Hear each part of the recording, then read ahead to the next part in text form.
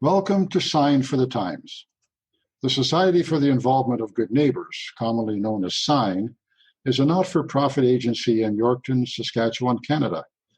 We provide 24 social and community programs and services that fulfill the mission, provide leadership, programs, and services that assist, support, and empower children, adults, and families so that they achieve lifelong success.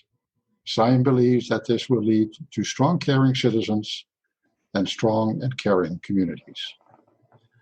Our podcasts explore those programs and include conversations with people who have used the services of SIGN. My name is Dick DeReich. Our guest today is Candice Nelson. Candice has been the social worker looking after what is now Positive Impact, a program of SIGN, for almost 3 years. I say what is now because the program went by another name until a year or so ago, when it was known as HIV Outreach. That didn't quite tell the whole story about what you all did, Candice. Things like ID clinics, promoting testing for everyone so that they are sure of their status, income tax clinics, and more. Yeah, so I didn't really like the old name, actually, to be honest, because nobody wants to be connected with the HIV social worker. I just think that the stigma of the word HIV, the thought of HIV, is just really difficult for everyone. And the diagnosis itself is actually just such a small piece of it. I often tell people that I do the non-nursing things. I work very closely with public health, and I work on the non-nursing things. So securing housing, completing applications, navigating the system, and then figuring out what hoops people need to jump through, and then cheering them as they jump through those hoops. And acquiring HIV and Hep C is often a result of many other factors beyond just the medical risk factors. Well, and then we got to March and COVID-19 happened. Which meant that a number of the programs that you had organized or were involved in previous years, we just couldn't do it. But you found other ways to help the community.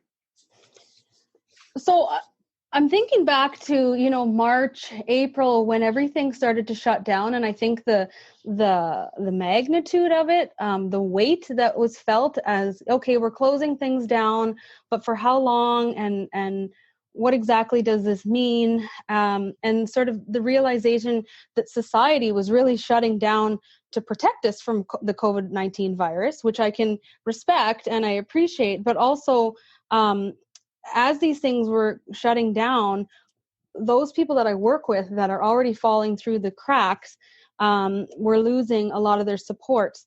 Schools were shutting down, which meant those kids that were relying on schools as their safe place, they weren't able to go there anymore. In Kamsack, there's a drop-in center, New Beginnings. It was closing, which meant people that were just sort of hanging out during the day didn't have a place for a cup of coffee. That's a place where I connect with people all the time. So although we were protecting ourselves from the COVID-19 virus, we were also kind of losing access and connection to people. And so we'd be sitting around at work, kind of lost in, okay, what do we do?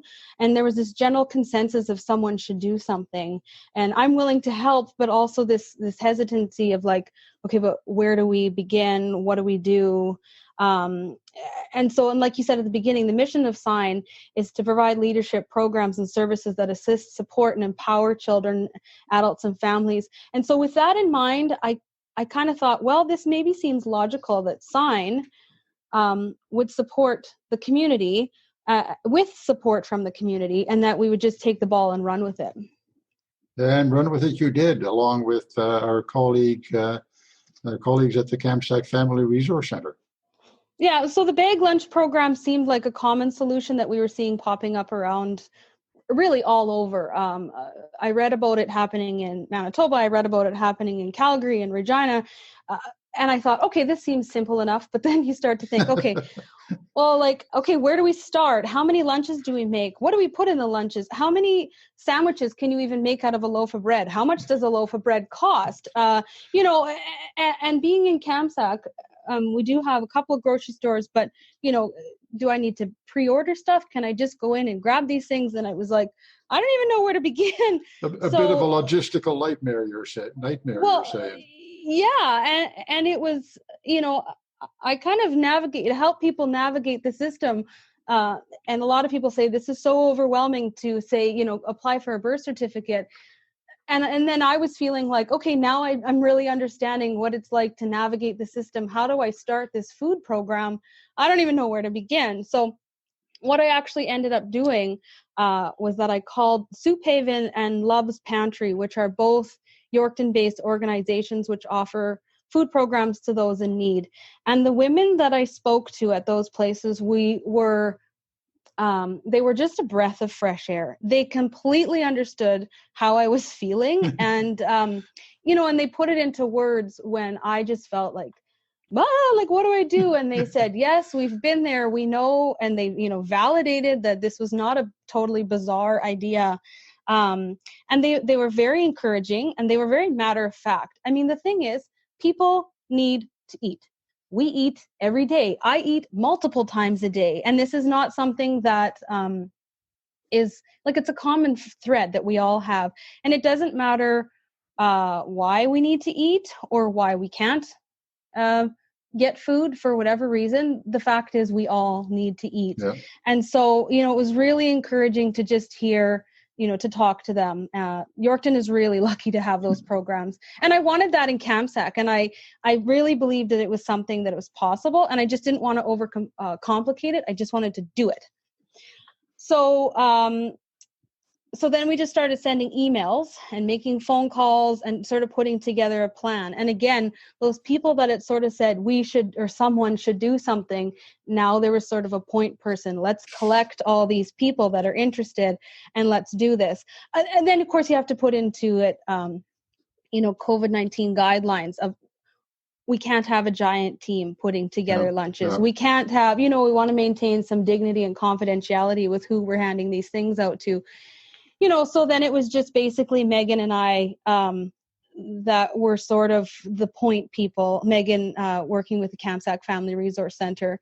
And so what we started is we drove around. We had coffee that was pre-mixed double so that we could just, quickly hand some stuff out.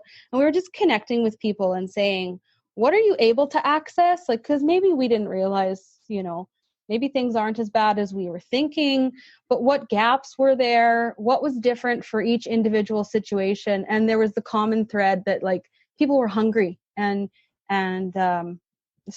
it's like I said, it's an everyday thing. So it was a need that needed to be addressed. And so we figured, well, let's just start and we'll just figure it out as we go. And there were a few wrinkles, I'm sure, but there was also, you had a lot of support from the Kamsack community. Yeah, so April 29th was our first day, and I was actually thinking about it this morning.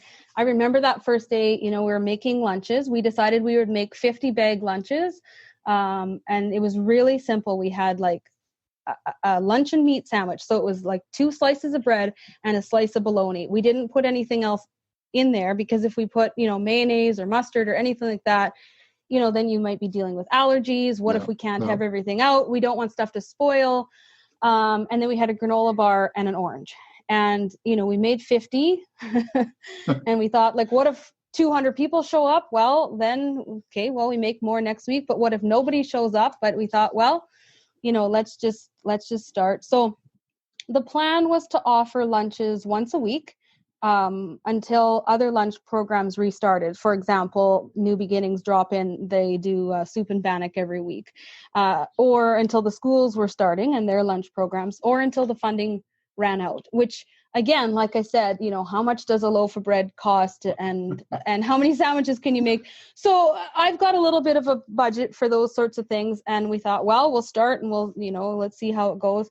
But the support was actually incredible. We had people donating food at the beginning. So we had, bread, we had lunch and meat, we had yogurt, we had cereal, boxes of cereal. So everybody that came that picked up, lunches for their family, and we sent them home with a box of cereal. We had granola bars, we had fruit cups, applesauce.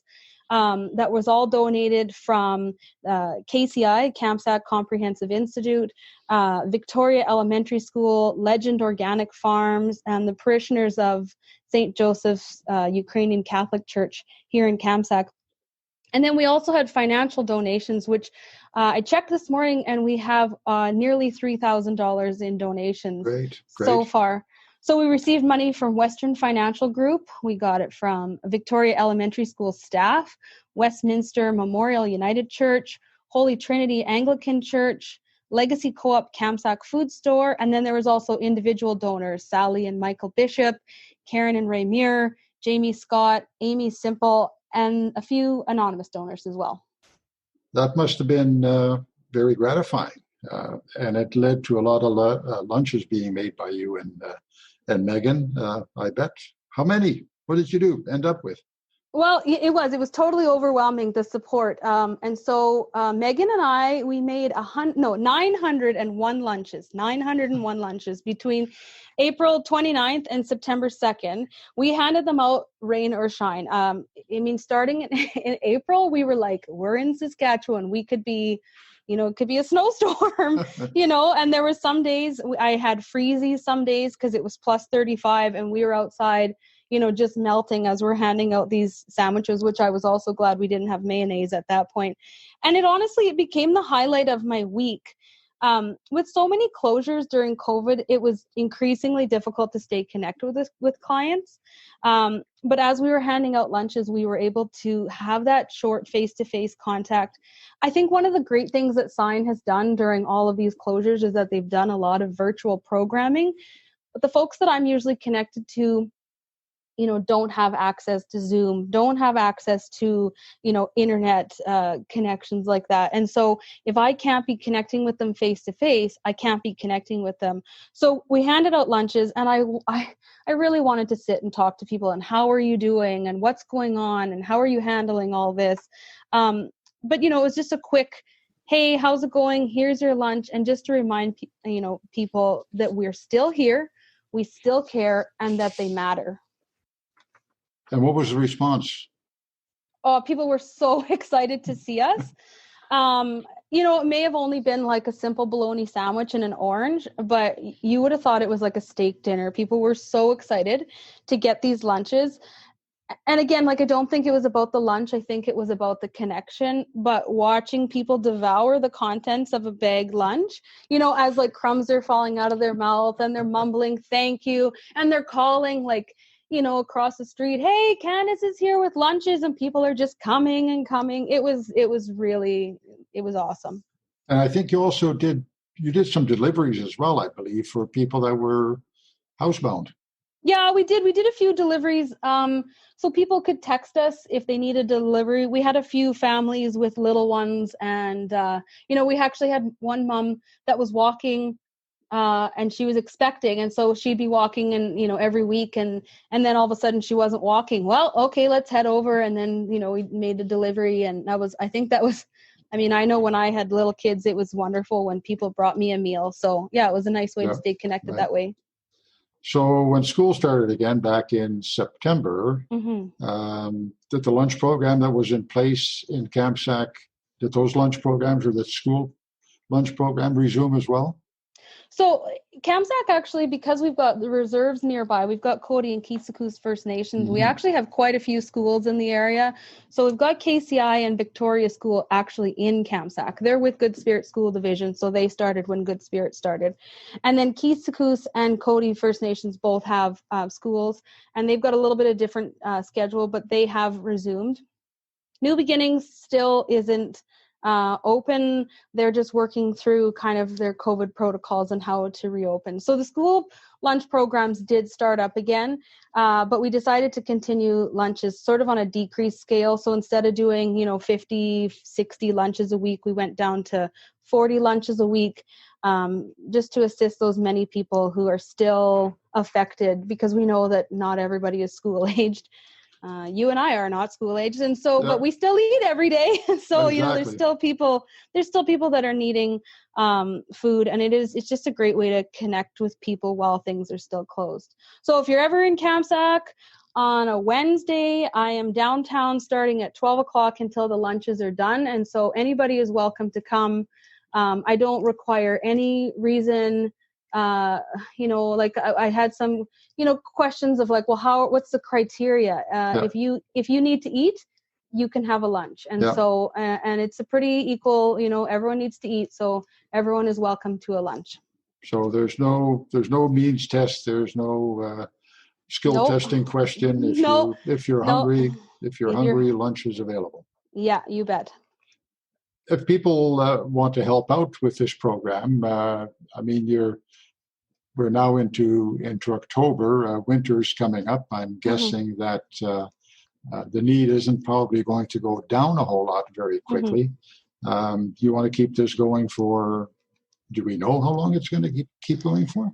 Well, that is $1 million question. I think that, so originally, like we said, we would do it until programs reopened or until the funding ran out. And then some programs reopened with the schools reopening. So then we've downsized it. So I'm kind of going month by month. I've committed to continue for October, once a week on Wednesdays. Honestly, it's like asking when are things going to get back to normal with COVID, and I don't even know. Right? Well, and who even knows what normal is anymore? Yeah. So, we're going to continue to go as long as there's still a need and as long as there's still funding. And if people want to help out with the program, either by donating or contributing goods, how do they do that? So if you would like to donate financially, you can go to signyorkton.ca, and then under more, then you can click donate, and you can donate online that way. If you want to get a hold of me to donate physical items, you can call me at the office, 306-542-3311, and I will accept it all. Candice, thanks for sharing this with us. It's a great story. I mean, the fact that this is necessary is not good, but it's reality. And what you have been doing, you and Megan, over the summer and continuing into the winter, it's great to hear you talk about what you do to help people.